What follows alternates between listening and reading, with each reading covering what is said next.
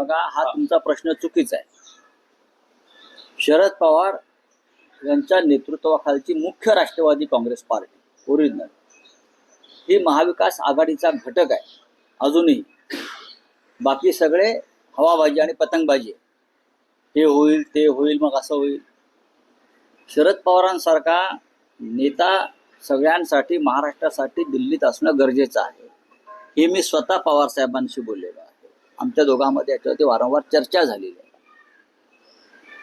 पवार साहेबांची एकंदरीत एकदा अशी मानसिकता दिसली की आता थांबायला पाहिजे. पण आम्ही जे त्यांचे चाहते आहोत, ते आमच्या सगळ्यांचे मार्गदर्शक आहेत, तो आम्ही त्यांना सांगितलं.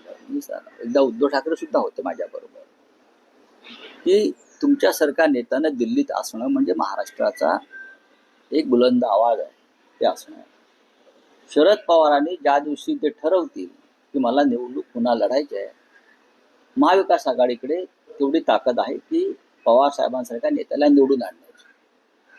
आमच्याकडे तेवढी मतं जरूर आहे. त्याच्यामुळे पवार साहेबांसारख्या नेत्याला कोणापुढे हात पसरायची गरज नाही. महाराष्ट्राचा स्वाभिमान, अभिमान या अनेक गोष्टी त्यांच्या भोवती आहेत, बाळासाहेबांच्या बरोबर. त्याच्यामुळे शरद पवार साहेब जर निवडणुकीला उभे राहणार असतील, त्यांनी राहावं अशी आमची अपेक्षा आहे, इच्छा आहे सगळ्यांची.